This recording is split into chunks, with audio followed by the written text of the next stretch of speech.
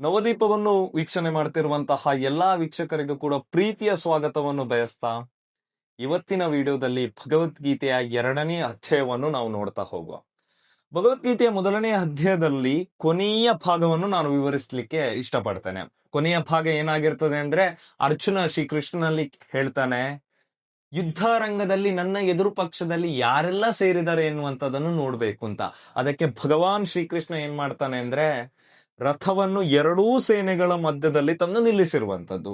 ಎರಡೂ ಸೇನೆಗಳ ಮಧ್ಯದಲ್ಲಿ ತಂದು ನಿಲ್ಲಿಸುವಾಗ ಅರ್ಜುನ ಎಲ್ಲರನ್ನು ನೋಡ್ತಾನೆ. ಎಲ್ಲರನ್ನು ನೋಡಿ, ಅಲ್ಲಿ ನನ್ನ ಗುರುಕುಲ ಪಿತಾಮಹರಿದ್ದಾರೆ, ಅಲ್ಲಿ ನನ್ನ ಭೀಷ್ಮಾಚಾರ್ಯರಿದ್ದಾರೆ, ಗುರು ಹಿರಿಯರಿದ್ದಾರೆ, ಇವರ ಎದುರುಗಡೆ ನಾನು ಹೇಗೆ ಯುದ್ಧವನ್ನು ಮಾಡ್ಲಿ, ಇವರನ್ನು ಕೊಂದ್ರೆ ನನಗೆ ಪಾಪ ಅಲ್ಲ ಬರುವಂತದ್ದು ಎನ್ನುವಂಥದ್ದು ಆತಂಕಕ್ಕೆ ಒಳಗಾಗ್ತಾನೆ. ಮತ್ತು ಮೋಹ ಎನ್ನುವಂಥದ್ದು ಅವನನ್ನು ಆವರಿಸಿರ್ತದೆ. ಅವನು ಹೇಳ್ತಾನೆ, ನನ್ನ ಗಾಂಡೀವ ಮುರಿದಂತಾಗುತ್ತದೆ, ನನಗೆ ಧನುಸ್ಸನ್ನು ಹಿಡಿದುಕೊಳ್ಳಿಕ್ಕೂ ಕೂಡ ಆಗ್ತಾ ಇಲ್ಲ ಎಂದು ಹೇಳಿ ರಥದ ಹಿಂದ್ಗಡೆ ಹೋಗಿ ಕುಳಿತು ಬಿಡ್ತಾನೆ. ಇಲ್ಲಿಗೆ ಭಗವದ್ಗೀತೆಯ 1ನೆಯ ಅಧ್ಯಾಯ ಅರ್ಜುನ ವಿಷಾದ ಯೋಗ ಮುಗಿತದೆ. ನೀವು ಆ ವಿಡಿಯೋವನ್ನು ನೋಡ್ಲಿಲ್ಲದ್ರೆ ಡಿಸ್ಕ್ರಿಪ್ಷನ್ ಅಲ್ಲಿ ವಿಡಿಯೋ ಲಿಂಕ್ ಹಾಕಿರ್ತೀನಿ, ದಯವಿಟ್ಟು ಹೋಗಿ ನೋಡಿ. ಈಗ ಭಗವದ್ಗೀತೆಯ 2ನೇ ಅಧ್ಯಾಯವನ್ನು ನಾವು ನೋಡುವ. ಭಗವದ್ಗೀತೆಯ 2ನೇ ಅಧ್ಯಾಯ ಸಾಂಖ್ಯ ಯೋಗ ಎನ್ನುವಂಥದ್ದು. ಇಲ್ಲಿ ಏನಾಗಿರ್ತದೆ ಅಂದ್ರೆ, ಸಂಜೆ ಧೃತರಾಷ್ಟ್ರನಿಗೆ ವಿವರಿಸ್ತಾ ಇರ್ತಾನೆ, ಹೀಗೆ ಎಲ್ಲ ವಿವರಿಸ್ತಾನೆ, ಹೀಗೆ ಹೋಗಿ ರಥದ ಹಿಂದಗಡೆ ಕುಳಿತಿದ್ದಾನೆ ಅಂತ. ಆಗ ಶ್ರೀಕೃಷ್ಣ ಹೋಗಿ ಹೇಳ್ತಾನೆ, ಎಲೆ ಅರ್ಜುನ, ಯಾಕೆ ಹೀಗೆ ಮಾಡ್ತಾ ಇದ್ದಿ? ಯಾಕೆ ನಿನ್ನ ಮನಸ್ಸು ಗೊಂದಲದಲ್ಲಿದೆ? ಈ ಮೋಹ ಎನ್ನುವಂಥದ್ದು ಯಾಕೆ ನೀನು ಆವರಿಸಿದೆ ನಿನ್ನ ಮನಸ್ಸಲ್ಲಿ? ಈ ಮೋಹದಿಂದ ಈ ರೀತಿ ಮಾಡುವುದರಿಂದ ನಿನಗೆ ಸ್ವರ್ಗವೂ ಲಭಿಸುವುದಿಲ್ಲ. ಇದು ಕ್ಷತ್ರಿಯ ಪುರುಷನ ಲಕ್ಷಣವಲ್ಲ. ಇದರಿಂದ ನಿನಗೆ ಸ್ವರ್ಗವೂ ಲಭಿಸುವುದಿಲ್ಲ, ಇದರಿಂದ ನಿನಗೆ ಶೋಭೆಯೂ ಕೂಡ ತರುವುದಿಲ್ಲ ಎನ್ನುವಂಥದ್ದನ್ನು ಹೇಳ್ತಾನೆ. ಆ ನಂತರ ಶ್ರೀಕೃಷ್ಣ ಇನ್ನೊಂದು ಬಾರಿ ಕರಿತಾನೆ ಅರ್ಜುನನನ್ನು. ಹೇಗೆ ಅಂದ್ರೆ, ಹೇ ಪಾರ್ಥ ಅಂತ. ನಾವು ತುಂಬಾ ಕಡೆ ಭಗವದ್ಗೀತೆಯನ್ನು ನಾವು ಸ್ಟೇಟಸ್ ಅಲ್ಲೇ ಆಗಿರ್ಬೋದು, ಇಲ್ಲಾದ್ರೆ ಎಲ್ಲಾದ್ರೂ ವಿಡಿಯೋದಲ್ಲೇ ಆಗಿರ್ಬೋದು, ನಾವು ಭಗವದ್ಗೀತೆ ಬಗ್ಗೆ ನೋಡುವಾಗ ಹೇ ಪಾರ್ಥ, ಏ ಪಾರ್ಥ ಅನ್ನುವಂಥದ್ದನ್ನು ನಾವು ನೋಡಿರ್ತೇವೆ. ಹೇ ಪಾರ್ಥ ಅಂದ್ರೆ ಏನು? ಪಾರ್ಥ ಅಂದ್ರೆ ಶ್ರೀಕೃಷ್ಣನ ತಂದೆ ಯಾರು? ವಾಸುದೇವ. ವಾಸುದೇವನ ತಂಗಿ ಯಾರು? ಪೃಥ್ವಿ. ಪೃಥೆಯ ಮಗನೇ ಪಾರ್ಥ. ಪಾರ್ಥ ಅಂದ್ರೆ ಪೃಥೆಯ ಮಗನನ್ನು ಅರ್ಜುನ, ಪೃಥೆಯ ಮಗನೇ ಅರ್ಜುನ, ಅರ್ಜುನನನ್ನು ಅದಕ್ಕೆ ಪಾರ್ಥ ಎಂದು ಕರೆಯುವಂಥದ್ದು. ನಾವು ಸುಮಾರು ಕಡೆ ನೋಡಿರ್ಬೋದು, ಪಾರ್ಥ ಪಾರ್ಥ, ಹೇ ಪಾರ್ಥ ಅಂತ. ಪಾರ್ಥ ಅಂದ್ರೆ ಪೃಥೆಯ ಮಗ, ಕೃಷ್ಣನ ತಂದೆಯ ತಂಗಿಯ ಮಗ ಅನ್ನುವಂಥದ್ದು. ಪೃಥೆ ಅಂದ್ರೆ ಕೃಷ್ಣನ ತಂದೆಯ ತಂಗಿ, ಕುಂತಿ ಯಾರು? ವಾಸುದೇವನ ತಂಗಿ. ಇಷ್ಟೇ ಪಾರ್ಥ ಅಂದ್ರೆ. ಹೇ ಪಾರ್ಥ, ನಿನ್ನ ಮನಸ್ಸು ಯಾಕೆ ಇಷ್ಟು ಕ್ಷೋಭೆಯನ್ನುಂಟು ಮಾಡಿದೆ? ನಿನ್ನ ಹೃದಯದಲ್ಲಿರುವಂತಹ ಆ ಒಂದು ಆತಂಕ ಎನ್ನುವಂಥದ್ದಿದೆಯಲ್ಲ, ಆ ಒಂದು ಗೊಂದಲ ಎನ್ನುವಂಥದ್ದಿದೆಯಲ್ಲ, ಆ ಒಂದು ಮೋಹ ಎನ್ನುವಂಥದ್ದಿದೆಯಲ್ಲ, ಅದನ್ನು ಮೊದಲು ತೊರೆದು ನೀನು ಯುದ್ಧಕ್ಕೆ ಸಿದ್ಧನಾಗು ಎಂದು ಶ್ರೀಕೃಷ್ಣ ಹೇಳುವಂಥದ್ದು. 1ನೇ ಅಧ್ಯಾಯದಲ್ಲಿ ನೋಡಿದ ಹಾಗೆ ಭಗವದ್ಗೀತೆ 2ನೇ ಅಧ್ಯಾಯದಲ್ಲಿ ಕೂಡ ಅರ್ಜುನನ ಮಾತುಗಳು ಅದೇ ಮುಂದುವರಿತದೆ. ಎದುರು ಪಕ್ಷದಲ್ಲಿ ಇರುವವರು ನನ್ನ ಗುರುಗಳು, ನನಗೆ ವಿದ್ಯೆಯನ್ನು ಕಲಿಸಿದವರವರು. ನಾನು ಚಿಕ್ಕ ಇರುವಾಗ ನನಗೆ ವಿದ್ಯೆಯನ್ನು ಕಲಿಸಿ ಇವತ್ತು ನಾನು ಬಾಣವನ್ನು ತೊಡಬೇಕಂದ್ರೆ ಆ ವಿದ್ಯೆಯನ್ನು ಕಲಿಸಿದವರು ಅವರು. ಅವರನ್ನು ಕೊಂದು ನಾನು ಹೇಗೆ ಸಂತೋಷವಾಗಿರ್ಲಿ? ಅವರನ್ನು ಕೊಂದ್ರೆ ನನಗೂ ಕೂಡ ಪಾಪ ಅಲ್ಲ ಬರುವಂತದ್ದು? ಗುರುವಿನ ಎದುರಿಗೆ ನಾನು ಹೇಗೆ, ಕಳಿಸಿದಂತಹ ಗುರುವಿನ ಎದುರಿಗೆ ನಾನು ಹೇಗೆ ಬಾಣವನ್ನು ಪ್ರಯೋಗಿಸಲಿ ಎನ್ನುವಂಥದ್ದು ಇವನ ಮನಸ್ಸಿನಲ್ಲಿ ಉಂಟಾದಂತಹ ಗೊಂದಲವಾಗಿರ್ತದೆ. ಇವರ ಜೊತೆ ಯುದ್ಧವನ್ನು ಮಾಡುವುದಕ್ಕಿಂತ ನಾನು ಹೋಗಿ ಭಿಕ್ಷೆಯನ್ನು ಬೇಡುವುದೇ ಶ್ರೇಯಸ್ಕರ. ನನಗೆ ಭಿಕ್ಷೆಯನ್ನು ಬೇಡುವುದೇ ನನಗೊಂದು ಶೋಭೆಯಾಗಿರ್ಬೋದು ಎನ್ನುವಂಥದ್ದು, ಭಿಕ್ಷೆಯನ್ನು ಬೇಡುವುದೇ ನಾನು ಸರಿ ಎನ್ನುವಂಥದ್ದು ಅರ್ಜುನನ ಮನಸ್ಸಲ್ಲಿ ಉಂಟಾಗಿರ್ತದೆ. ನನಗೆ ಗುರು ಸಮಾನರು, ನನಗೆ ಪಿತೃ ಸಮಾನರನ್ನು ನಾನು ಹೇಗೆ ಕೊಳ್ಳಿ? ಅವರನ್ನು ಕೊಲ್ಲುವುದಕ್ಕಿಂತ ನಾನು ಎಲ್ಲಾದರೂ ಹೋಗಿ ಭಿಕ್ಷೆ ಬೇಡಬಹುದಲ್ಲ ಎನ್ನುವಂಥದ್ದು ಅರ್ಜುನನ ಮನಸ್ಸಿನಲ್ಲಿ ಉಂಟಾದಂತಹ ಗೊಂದಲ ಆಗಿರ್ತದೆ. ಅರ್ಜುನನ ಮನಸ್ಸಿನಲ್ಲಿ ಯಾವ ರೀತಿ ಮೋಹ ಎನ್ನುವಂಥದ್ದು ಒಂದು ಆವರಿಸಿರ್ತದಂದ್ರೆ, ನಾನು ಯುದ್ಧವನ್ನೇ ಮಾಡುವುದಿಲ್ಲ, ನಾನು ಯುದ್ಧವನ್ನು ಮಾಡದೆ ನಾನು ಭಿಕ್ಷೆ ಬೇಡ್ಲಿಕ್ಕೆ ಹೋಗ್ತೇನೆ ಎನ್ನುವಂಥದ್ದು ಅರ್ಜುನನ ಮನಸ್ಸಿನಲ್ಲಿ ಉಂಟಾದಂತಹ ಮೋಹ ಆಗಿರ್ತದೆ. ಮೋಹ ಅಂದ್ರೆ ಅರ್ಜುನನ ಮನಸ್ಸಿನಲ್ಲಿ ಉಂಟಾದಂತಹ ಒಂದು ಗೊಂದಲ. ಅಂದ್ರೆ ಎದುರು ಪಕ್ಷದವರನ್ನು ನೋಡಿ ಅವನಿಗೆ ಮೋಹ ಎನ್ನುವಂಥದ್ದು ಆವರಿಸಿರ್ತದೆ. ತನ್ನ ಕರ್ತವ್ಯ ನಿಷ್ಠೆಯನ್ನು ಅವನು ಮರೆತಿರ್ತಾನೆ. ಅಂದ್ರೆ ಹೇಗೆ ಹೇಳ್ತಾನೆ ಅಂದ್ರೆ, ದುರ್ಯೋಧನಾದಿಗರು ಕೂಡ ನಮ್ಮ ಆತ್ಮೀಯರೇ, ಅವರನ್ನು ಕೊಂದ ನಂತರ ಯುದ್ಧವನ್ನು ನಾವು ಗೆಲ್ತೇವೋ ಅವರು ಗೆಲ್ತೇವೋ ನಮ್ಗೆ ಗೊತ್ತಿಲ್ಲ. ಆದ್ರೆ ನಾವು ಯುದ್ಧವನ್ನು ಗೆದ್ರೆ ಆ ಶೋಕದಿಂದ ನಮ್ಗೆ ಮುಕ್ತಿ ಹೇಗೆ ದೊರೀತದೆ? ಅವರನ್ನು ಕೊಂದು ನಾವು ಹೇಗೆ ಬದುಕ್ತೇವೆ? ಆ ಶೋಕ ಎನ್ನುವಂಥದ್ದು ಉಂಟಾಗ್ತದಲ್ಲ, ಯುದ್ಧ ಮುಗಿದ ನಂತರ ನಮ್ಗೆ ಶೋಕ ಎನ್ನುವಂಥದ್ದು ಉಂಟಾಗ್ತದಲ್ಲ, ಆ ಆತ್ಮೀಯರನ್ನು ಕೊಂದಂತಹ ಶೋಕ, ಅದನ್ನು ಹೇಗೆ ನಾನು ಮರೆತು ಬಾಳ್ಲಿ ಜೀವನದಲ್ಲಿ, ಹೇಗೆ ನಾನು ಖುಷಿಯಾಗಿ ಬಾಳ್ಲಿ ಆ ನಂತರ ಎನ್ನುವಂಥದ್ದು ಅರ್ಜುನ ಆತಂಕಕ್ಕೆ ಒಳಗಾಗಿರುವಂಥದ್ದು. ಇಲ್ಲಿ ಅರ್ಜುನನ ಸ್ಪಷ್ಟತೆ ಏನು ಕಾಣ್ತದೆ ಅಂದ್ರೆ, ನಾನು ಯುದ್ಧವನ್ನು ಮಾಡುವ ಬದಲು ನಾನು ಭಿಕ್ಷೆ ಬೇಡ್ಲಿಕ್ಕೆ ಹೋಗ್ತೇನೆ ಎನ್ನುವಂಥದ್ದು. ಅಂದ್ರೆ ಅವನಿಗೆ ಏನ್ ಮಾಡಬೇಕು ಅನ್ನುವಂಥದ್ದು ಗೊಂದಲದಲ್ಲಿ ಮುಳುಗಿರ್ತಾನೆ. ಗೊಂದಲದಲ್ಲಿ ಗೊತ್ತೇ ಆಗ್ತಾ ಇರೋದಿಲ್ಲ. ನಾವು ಸುಮಾರು ಸಲ ಇದೇ ರೀತಿಯ ಪರಿಸ್ಥಿತಿಯಲ್ಲಿ ಇರ್ತೇವೆ. ನಾವು ಯಾವ ರೀತಿ ಗೊಂದಲದಲ್ಲಿ ಇರ್ತೇವೆ ಅಂದ್ರೆ, ಮುಂದಿನ ಜೀವನ ಹೇಗೆ ಹೋಗ್ಬೇಕು ಅನ್ನುವಂಥದ್ದು ಕೂಡ ಗೊತ್ತಾಗದೆ ಗೊಂದಲದಲ್ಲಿ ಇರ್ತೇವೆ. ಹಾಗೊಂದು ಮಾತಿದೆ, ಇದು ಭಗವದ್ಗೀತೆಯಿಂದಲೇ ನಮ್ಗೆ ತಿಳಿಬಹುದು ಈ ಮಾತು. ಗೊಂದಲದಲ್ಲಿ ಇದ್ದಾಗ ಯಾವ ವ್ಯಕ್ತಿಯಲ್ಲಿ ನಾವು ಸೂಕ್ತವಾಗಿ ನಮ್ಗೆ ಬೇಕಾದಂತಹ ಪರಿಹಾರವನ್ನು ಅಥವಾ ಮಾರ್ಗವನ್ನು ಕೇಳುತ್ತೇವೋ, ಆ ವ್ಯಕ್ತಿಯ ಮಾತಿನಿಂದಲೇ ನಮ್ಮ ಮುಂದಿನ ನಡೆ ನಿರ್ಧಾರವಾಗಿರ್ತದೆ ಎನ್ನುವಂಥದ್ದು. ಅಂದ್ರೆ ನಾವು ಯಾವ ವ್ಯಕ್ತಿ, ನಾವೊಂದು ಗುರುವಿನಲ್ಲಿ ಕೇಳ್ತೇವೋ ಅಲ್ಲ ಸ್ನೇಹಿತನಲ್ಲಿ ಕೇಳ್ತೇವೋ, ಆ ವ್ಯಕ್ತಿಯ ಮಾತಿನಿಂದಲೇ ನಮ್ಮ ಮುಂದಿನ ನಡೆ ನಿರ್ಧಾರ ಆಗ್ತದೆ ಎನ್ನುವಂಥದ್ದು. ಅದು ಯಾಕೆ ಹೇಳಿದೆ ಅಂದ್ರೆ, ಅರ್ಜುನ ಏನು ಹೇಳ್ತಾನೆ ಅಂದ್ರೆ, ಶ್ರೀಕೃಷ್ಣ ನನಗೆ ಈಗ ನೀನೇ ಗುರು, ನನಗೆ ನೀನೀಗ ಸ್ನೇಹಿತ ಅಲ್ಲ, ನನಗೆ ಈಗ ನೀನೇ ಗುರು, ನೀನೇ ನನಗೆ ದಾರಿ ತೋರಿಸು, ನನ್ನ ಈ ಗೊಂದಲಕ್ಕೆ ನೀನೇ ಮುಕ್ತಿಯನ್ನು ಕೊಡುವಂತ, ನನ್ನ ಈ ಗೊಂದಲವನ್ನು ನೀನೇ ನಿವಾರಿಸಿ ನಾನು ಮುಂದೆ ಏನು ಮಾಡಬೇಕು ಎನ್ನುವಂಥದ್ದನ್ನು ನೀನೇ ತಿಳಿಸು ಅಂತ ಹೇಳಿ ಶ್ರೀಕೃಷ್ಣನಿಗೆ ಅರ್ಜುನ ಕೇಳ್ಕೊಳ್ತಾನೆ. ಅಂದ್ರೆ ಸ್ನೇಹಿತನಾಗಿದ್ದವನು ಗುರುವಿನ ಸ್ಥಾನಕ್ಕೆ ಯಾರನ್ನು, ಶ್ರೀಕೃಷ್ಣನನ್ನು ಕೇಳ್ಕೊಳ್ತಾನೆ. ಶ್ರೀಕೃಷ್ಣ ಕೂಡ್ಲೇ ಗುರುವಿನ ಸ್ಥಾನಕ್ಕೆ ಬಂದು ನಿಲ್ತಾನೆ. ಶ್ರೀಕೃಷ್ಣ ಈಗ ಗುರುವಿನ ಸ್ಥಾನದಲ್ಲಿ ಬಂದು ನಿಲ್ಬೇಕಾಗ್ತದೆ. ಶ್ರೀಕೃಷ್ಣ ಗುರುವಿನ ಸ್ಥಾನದಲ್ಲಿ ಬಂದು ನಿಲ್ತಾನೆ. ಅಂದ್ರೆ ಅರ್ಜುನ ಏನು ಹೇಳ್ತಾನೆ ಅಂದ್ರೆ ಅರ್ಜುನನ ಮಾತಷ್ಟೇ, ಈ ಯುದ್ಧದಲ್ಲಿ ನಾವು ಗೆದ್ರೂ ಕೂಡ ಆ ಒಂದು ಶೋಕದಿಂದ ನಾನು ಹೇಗೆ ಜೀವಿಸ್ಲಿ ಎನ್ನುವಂಥದ್ದೇ ಅರ್ಜುನನ ಕಟ್ಟಕಡೆಯ ಮಾತು. ಆ ಒಂದು ಮಾತೆ ಅವನನ್ನು ಇನ್ನಷ್ಟು ಮೋಹಕ್ಕೆ ದೂಡಿರ್ತದೆ, ಇನ್ನಷ್ಟು ಆತಂಕಕ್ಕೆ ಒಳಪಡಿಸಿರ್ತದೆ. ಅಷ್ಟೇ ಅಲ್ಲದೆ ಇನ್ನಷ್ಟು ಅವನನ್ನು ಕುಗ್ಗಿಸಿರ್ತದೆ. ಆಗ ಸಂಜಯ ಧೃತರಾಷ್ಟ್ರನಿಗೆ ವಿವರಿಸ್ತಾ ಹೋಗ್ತಾನೆ. ಸಂಜಯ ಧೃತರಾಷ್ಟ್ರನಿಗೆ ವಿವರಿಸ್ತಾ ಹೋಗುವಾಗ ಈ ಎಲ್ಲಾ ಮಾತುಗಳನ್ನು ವಿವರಿಸ್ತಾ ಹೋಗ್ತಾನೆ. ಆ ನಂತರ ಶ್ರೀಕೃಷ್ಣನ ಒಂದು ಲೀಲೆಯನ್ನು, ಶ್ರೀಕೃಷ್ಣನ ಒಂದು ಭಗವಂತ ಶ್ರೀಕೃಷ್ಣನ ಒಂದು ಕೆಲವು ವಿಚಾರವನ್ನು ಇಲ್ಲಿ ವರ್ಣಿಸ್ತಾರೆ. ಹೇಗೆ ಅಂದ್ರೆ ಸ್ನೇಹಿತನಾಗಿ ಅಥವಾ ತಂದೆಯಾಗಿ ಅಥವಾ ಗುರುವಾಗಿ ಅಥವಾ ತಾಯಿಯಾಗಿ ಯಾವ ರೂಪದಲ್ಲೂ ಕೂಡ ನಾವು ಕೇಳ್ಕೊಳ್ತೇವೋ, ಅದೇ ರೂಪಕ್ಕೆ ಅನುಗುಣವಾಗಿ ಶ್ರೀಕೃಷ್ಣ ವರವನ್ನು ಕೊಡ್ತಾನೆ. ಅದೇ ರೂಪಕ್ಕೆ ಅನುಗುಣವಾಗಿ ಶ್ರೀಕೃಷ್ಣ ನಮ್ಮ ಜೊತೆ ನಡೆದುಕೊಳ್ತಾನೆ ಎನ್ನುವಂಥದ್ದು. ಅರ್ಜುನ ಮೊದಲು ಸ್ನೇಹಿತನಾಗಿ ಶ್ರೀಕೃಷ್ಣನಲ್ಲಿದ್ದ, ಸ್ನೇಹಿತನಾಗಿ ನಡೆದುಕೊಳ್ತಾ ಇದ್ದ. ಈಗ ಗುರುವಿನ ಸ್ಥಾನದಲ್ಲಿ ಅರ್ಜುನನು ಶ್ರೀಕೃಷ್ಣನನ್ನು ಕಾಣ್ತಾನೆ, ಶ್ರೀಕೃಷ್ಣನನ್ನು ಅರ್ಜುನನು ಗುರುವಿನ ಸ್ಥಾನದಲ್ಲಿ ಕಾಣ್ತಾನೆ. ಅರ್ಜುನ ಕೃಷ್ಣನ ಶಿಷ್ಯ. ಆಗ ಶ್ರೀಕೃಷ್ಣ ಏನ್ ಮಾಡ್ತಾನೆ ಅಂದ್ರೆ, ಅರ್ಜುನನಿಗೆ ಗುರುವಿನ ಸ್ಥಾನದಲ್ಲಿ ಉತ್ತರವನ್ನು ನೀಡಲಿಕ್ಕೆ ಪ್ರಾರಂಭಿಸ್ತಾನೆ. ಭಗವದ್ಗೀತೆಯ ಬೋಧನೆ ಇಲ್ಲಿಂದ ಪ್ರಾರಂಭವಾಗ್ತಾ ಹೋಗ್ತದೆ.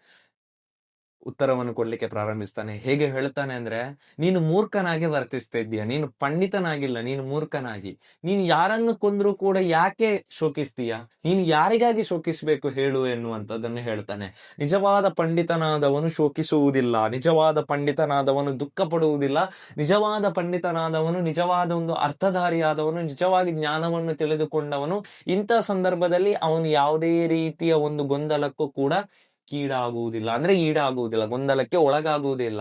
ನೀನು ಮೂರ್ಖನಾಗಿ ಯೋಚನೆಯನ್ನು ಮಾಡ್ತಿದ್ದೀಯಾ, ಅದಕ್ಕೋಸ್ಕರ ನೀನು ಈ ರೀತಿಯ ಪರಿಸ್ಥಿತಿಗೆ ಬಂದು ತಲುಪಿದ್ದೀಯಾ ಎನ್ನುವಂಥದ್ದನ್ನು ಹೇಳ್ತಾನೆ. ಅಂದ್ರೆ ಮುಂದೆ ಶ್ರೀಕೃಷ್ಣ ಆತ್ಮ ಮತ್ತು ನಮ್ಮ ದೇಹದ ಬಗ್ಗೆ ವಿವರಿಸ್ತಾ ಹೋಗ್ತಾನೆ. ಅದ್ಭುತವಾಗಿ ಇಲ್ಲಿಂದ ಇರುವಂತದ್ದು ಈ ಅಧ್ಯಾಯ. ಆತ್ಮ ಮತ್ತು ನಮ್ಮ ದೇಹದ ಬಗ್ಗೆ ವಿವರಿಸ್ತಾ ಹೋಗ್ತಾನೆ. ಹೇಗೆ ಹೇಳ್ತಾನೆ ಅಂದ್ರೆ, ನಾವು ಹಿಂದೆಯೂ ಕೂಡ ಇದ್ದೆವು, ಮುಂದೆಯೂ ಕೂಡ ಇರುತ್ತೇವೆ. ಅಂದ್ರೆ ನಾವು ಹಿಂದಿನ ಕಾಲದಲ್ಲಿಯೂ ಕೂಡ ಇದ್ದೆವು, ಮುಂದಿನ ಕಾಲದಲ್ಲೂ ಕೂಡ ನಾವು ಇರುತ್ತೇವೆ. ಅಂದ್ರೆ ನಮಗೆ ಸಾವು ಎನ್ನುವಂಥದ್ದೇ ಇರುವುದಿಲ್ಲ ಎಂದು ಹೇಳ್ತಾನೆ ಅರ್ಜುನನಿಗೆ. ನಮ್ಗೆ ಸಾವು ಎನ್ನುವಂಥದ್ದು ಇರುವುದಿಲ್ಲ. ಹಿಂದಿನ ಕಾಲದಲ್ಲೂ ನಾವು ಇದ್ದೆವು, ಹಿಂದಿನ ಕಾಲದಲ್ಲಿ ನಾವಂದ್ರೆ ಕೃಷ್ಣ ಅರ್ಜುನ ಎಲ್ಲರೂ ಇದ್ರು, ಈ ಮನುಷ್ಯರು ಕೂಡ ಇದ್ದೆವು, ಮುಂದಿನ ಕಾಲದಲ್ಲೂ ಕೂಡ ನಾವು ಇರ್ತೇವೆ. ನಮ್ಗೆ ಸಾವು ಎನ್ನುವಂಥದ್ದು ಇರುವುದಿಲ್ಲ. ಯಾಕೆ ಇರುವುದಿಲ್ಲ ಅಂದ್ರೆ, ಈ ದೇಹದಲ್ಲಿರುವಂತಹ ಆತ್ಮ ಎನ್ನುವಂಥದ್ದು ಇದೆಯಲ್ಲ, ಆತ್ಮಕ್ಕೆ ಸಾವು ಎನ್ನುವಂಥದ್ದು ಇಲ್ಲ ಎಂದು ಇಲ್ಲಿ ಅವನು ವಿವರಿಸ್ತಾ ಹೋಗ್ತಾನೆ. ಹೇಗೆ ವಿವರಿಸ್ತಾ ಹೋಗ್ತಾನೆ ಅನ್ನುವಂಥದ್ದನ್ನು ನೋಡ್ತಾ ಹೋಗುವ. ಒಂದು ದೇಹ ಎನ್ನುವಂಥದ್ದು ಒಂದು ಜೀವಾತ್ಮ ಅಂದ್ರೆ ನಾವು ಮನುಷ್ಯರು. ಒಂದು ಮನುಷ್ಯರು ಯಾರನ್ನು ಬೇಕಾದ್ರೂ ತಕೊಳ್ಳಿ, ಮನುಷ್ಯರಾಗಿರ್ಬೋದು, ಪ್ರಾಣಿ ಪಕ್ಷಿಗಳೆಲ್ಲವೂ ಆಗಿರ್ಬೋದು. ಹೇಗೆ ಬಾಲ್ಯಕ್ಕೆ ಬರ್ತದೆಯೋ, ಹೇಗೆ ಯೌವನಕ್ಕೆ ಹೋಗ್ತದೆಯೋ, ಹಾಗೆ ವೃದ್ಧಾಪ್ಯಕ್ಕೆ ಹೋಗ್ತದೆ. ವೃದ್ಧಾಪ್ಯ ಅಂದ್ರೆ ಒಂದು ಮುದುಕನ ಸ್ಥಿತಿ ಅಥವಾ ಮುದುಕಿಯ ಸ್ಥಿತಿಗೆ ಹೋಗುವಂತದ್ದು ದೇಹ ನಮ್ಮದು. ಅಂದ್ರೆ ತುಂಬಾ ವಯಸ್ಸಾದ ನಂತರ ಹೋಗುವಂತ ಸ್ಥಿತಿ. ಪ್ರತಿ ಕ್ಷಣವೂ ಕೂಡ ನಮ್ಮ ದೇಹ ಬದಲಾಗ್ತಾ ಇರ್ತದೆ. ಅದೇ ರೀತಿ ವೃದ್ಧಾಪ್ಯಕ್ಕೆ ಹೋಗಿ ಮರಣವನ್ನು ಹೊಂದದೆ ದೇಹ.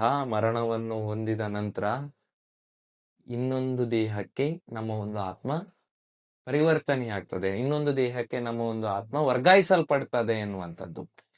ಇದನ್ನು ಹೇಳ್ತಾನೆ. ನಮ್ಮ ಈ ದೇಹ ಹೇಗೆ ಬದಲಾವಣೆ ಆಗ್ತಾ ಇದೆಯೋ, ಅದೇ ರೀತಿ ಆತ್ಮವು ಕೂಡ ಒಂದು ಶರೀರದಿಂದ ಇನ್ನೊಂದು ಶರೀರಕ್ಕೆ, ಇನ್ನೊಂದು ಹೊಸ ಶರೀರವನ್ನು ಅದು ಪಡೆದುಕೊಳ್ತದೆ ಅಂತ. ಅಂದ್ರೆ ಇನ್ನೊಂದು ಹೊಸ ಶರೀರಕ್ಕೆ ಅದು ಹೋಗ್ತದೆ, ಒಂದೊಂದೊಂದು ಹೊಸ ಶರೀರವನ್ನು ಪಡೆದುಕೊಳ್ತದೆ ಎನ್ನುವಂಥದ್ದನ್ನು ವಿವರಿಸ್ತಾ ಹೋಗ್ತಾನೆ. ದೇಹಕ್ಕೆ ಸಾವಿದೆ, ಆತ್ಮಕ್ಕೆ ಸಾವಿಲ್ಲ, ವ್ಯಕ್ತಿಗೆ ಸಾವಿಲ್ಲ ಎನ್ನುವಂಥದ್ದನ್ನು ಇಲ್ಲಿ ವಿವರಿಸ್ತಾ ಹೋಗ್ತಾನೆ. ಇನ್ನು ತುಂಬಾ ಅದ್ಭುತವಾಗಿ ಶ್ರೀಕೃಷ್ಣ ವಿವರಿಸ್ತಾ ಹೋಗ್ತಾನೆ.